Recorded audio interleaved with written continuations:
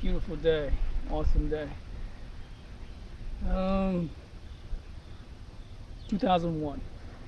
I'm on the tennis court with a good friend of mine, a long-time tennis player, and then he says to me, "Hey, did you see that Tiger Woods at the Punta Vedra?" No, I don't even know who Tiger Woods is. I said, no, I didn't see that. What's going on? Well, yeah, you got to check it out. Okay.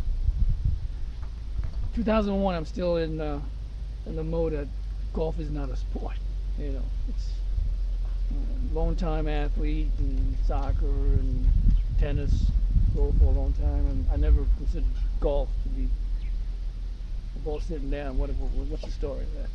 So I was never really into golf, and so we finish playing. I go home, and I turn on the TV, and I, I get a big chuckle out of it.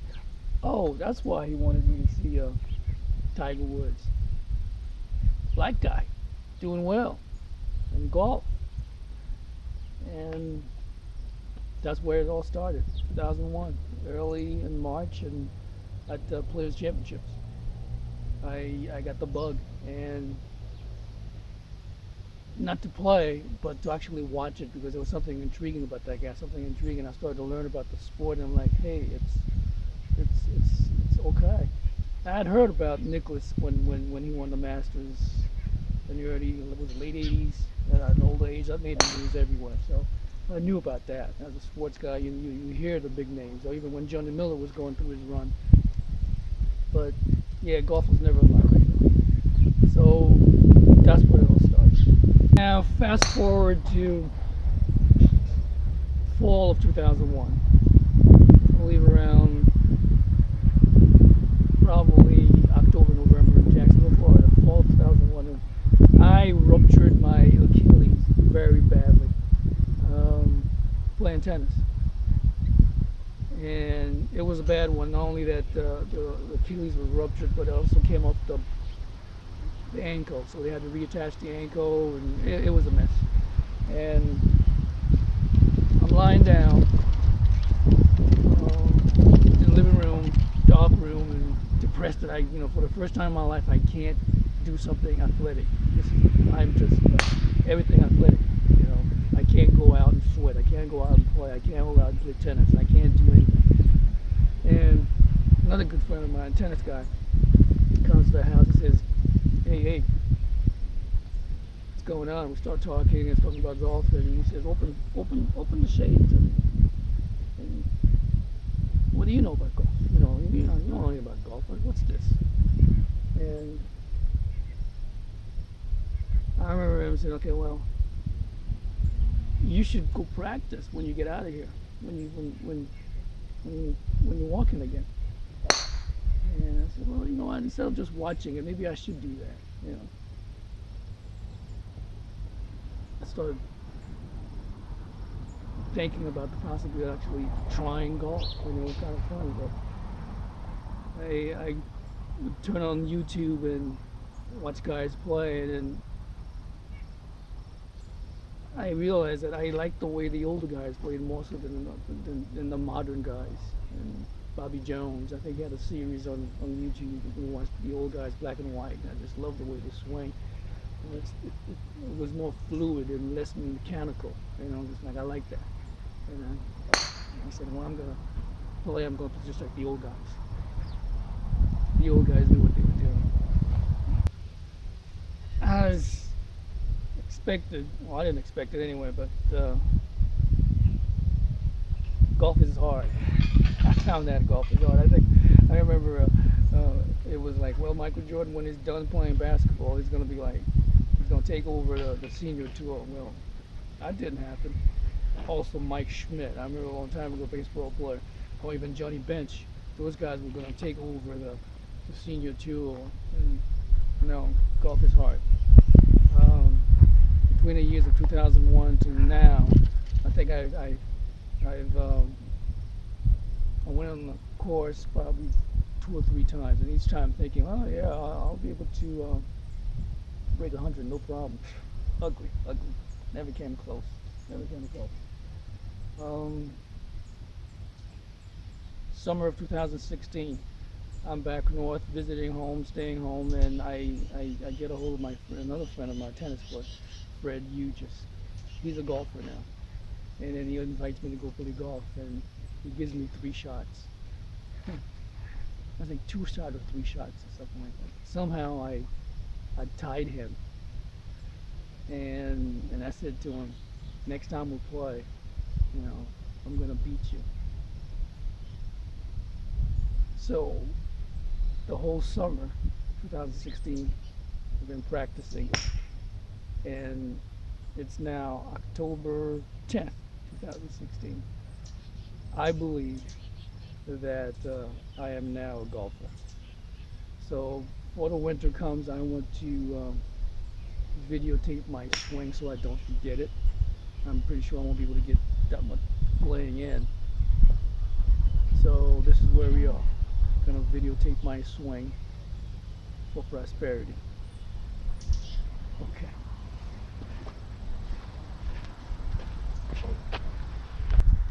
My golf swing, my golf swing. So here we are. Um, how did I reach my golf swing? Practicing every day for the whole summer, watching YouTube, listening to Fred Hughes. It's ironic. When I first started taking tennis seriously, Fred was my tennis hero. Now going full circle, Fred is into golf now, and Fred is my golf hero. We're talking about almost 40 years time span. I'm actually using his club, his set of clubs, Tommy Harmer's Graphite. They feel great in transition. I found out that, and I've learned that what you do before you actually pick up the club is as important, if not more important, than when you actually step in the dress and get ready to hit the ball. You have to have the right club. To have the right clubs, you got to get fitted. To be fitted, you have to be able to duplicate your swing. Have a swing that can you duplicate over and over, and you have clubs that are going to match it.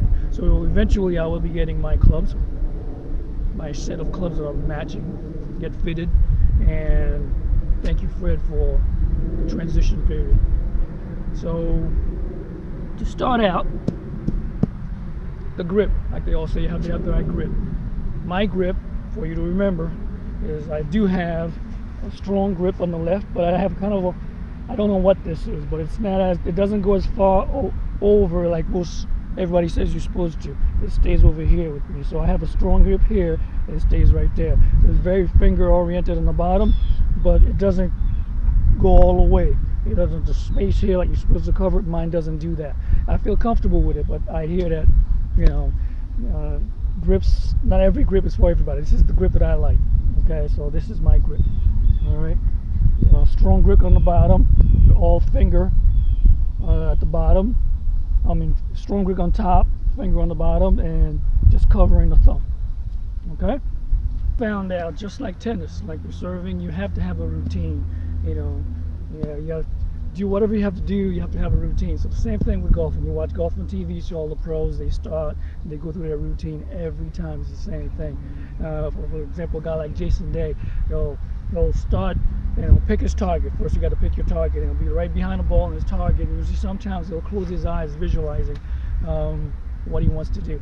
I don't want to. It doesn't work for me as far as visualizing as I'm seeing the target. I like to visualizing as I'm addressing the ball, because by the time I'm visualizing here, I found that it puts more stress on my body to remember what I visualized to be over here. So I keep that away until I get to addressing the ball. So you pick your target, know your distance, know the club that can reach it, so you don't force it or you don't take a little bit off. You just take your normal swing, because you know this club, whatever club you choose, will reach that distance. So you have to know your distance. That's another thing that you have to do before you step on the course. You have to know your distance, and that's going to eliminate a lot of frustration and guessing game, all that stuff. So you got to know what the club will do for you, what distance the club will give you, and you got to know where you're at,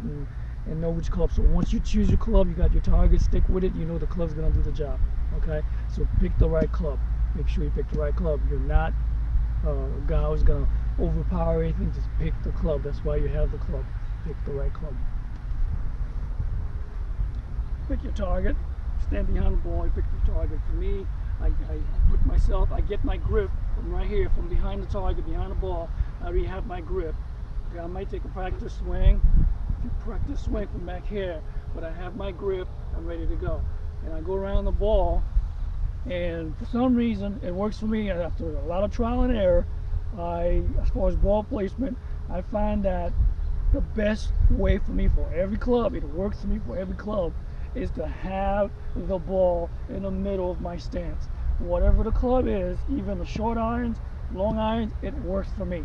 I can't explain it. You know, you hear the long iron should be a little bit further up, and the short iron should be a little bit. No, for some reason, this works for me. Right here, in the middle of my stance, this is where it works. So when you're hitting again next summer, or when you get, remember, for you, it's got to be in the middle of your stance. Right here, in the middle of your stance. Okay? And you get ready. Ready position. You address the ball. Now, as far as alignment, my way of aligning is my shoulder parallel to the target, and I just put my head right here, leaning on my shoulder. Wherever my head is, if it's directly at the target, I'm aligned. And I make sure my feet are aligned properly. It's not like this, not closed, not open. My feet are right, and my head and shoulder are parallel to the target. I know I have it. Now, ball's in the middle of my stance. Club is face square at the ball. Okay? And I'm ready to go. Right there. I get a little kick start, back, swing, boom. But the most important thing that I'm trying to do, and I remember Jack Nicklaus saying it on one of his videos, is you're basically playing the ball. I don't care about anything else. As far as my backswing, takeaway, I'm not even thinking about anything like that. When I'm addressing the ball, I'm not thinking about anything like that. Only thing I'm thinking about is I'm going to squeeze that ball. I'm going to hit down on that ball. I'm going to squeeze it. I'm going to trap it. It's going to take off. It's going to go straight. I'm going to stay on the target. That's the only thing I'm thinking about. So I come to the ball very relaxed. Okay. I pick my target. Ball in the middle of my stance. Line ring properly. And then I'm thinking, squeeze the ball. So what I'm thinking, squeeze the ball.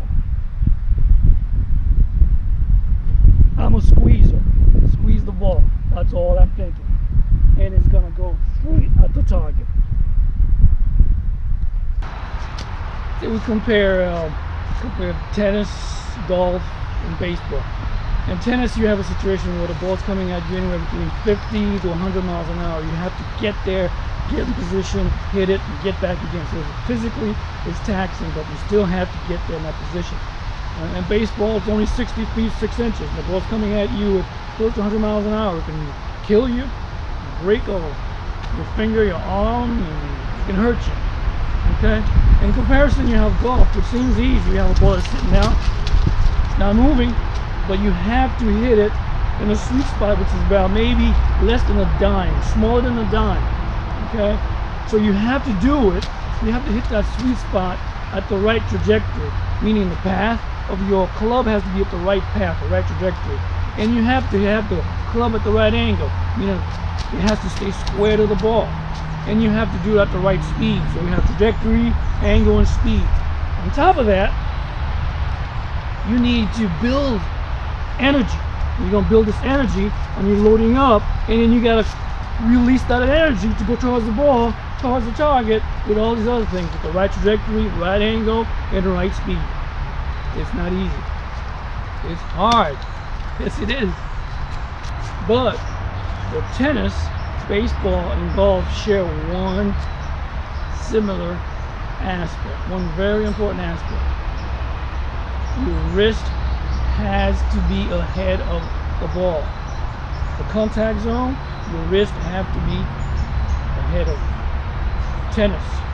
Ball's coming, hitting, the wrist has to be here. If it's like this, if you're hitting like this, it's no good. Your wrist has to be ahead of the ball as you're making contact. Baseball. Swing, the wrist is ahead. If you swing like this, it's no good. Golf, the wrist have to have some kind of a lag. It's got to be in front of the impact. Okay? It's got to be. So if you swing like this, it's no good. Straight down, it's no good. You're doing all this fishy stuff, it's no good. It's got to be. Concentrate on that part. Remember, wrist lagging behind is the key. You have that, whatever you do. Club might be the most expensive club. It ain't gonna work. You got to have that part. Okay? It's the only way. That's what I learned. And allows me to hit this 4-iron 200 yards. Remember that. Go over the videos of what you recorded here. Look at your swing. Improve upon it, but you gotta remember all these fundamentals that you recorded so you can duplicate it. Okay? All right.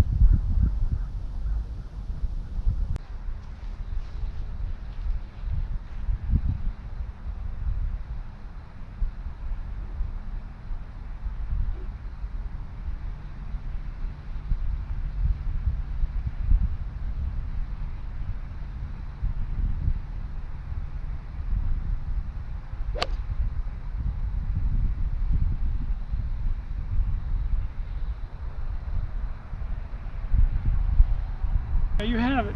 That's it. That's the swing. Those shots is a 4-iron. They're going 190, 200. The last one went 200. The other two are 190. So when I get it right, when I do it right, it's about 190 on a 4-iron. 200 if I feel good. So that's what it is. So I don't mind the swing. I like the swing. So I'll probably get better at it, but that's the swing. Like I said, I like the old guys, so that's probably why the front lift, the heel lift on the left foot, the old guys used to, they love doing that. So it's better for me. So this is tougher for me because I can't really get around because with my heel straight, I just get around. This, by lifting it, it helps me get around and really rotate back. So that's my swing. So when you watch it next winter or summer, you have to duplicate this. So don't forget, that's why you recorded it. It's your swing. Anyone else wants to copy it? Go for it. All right.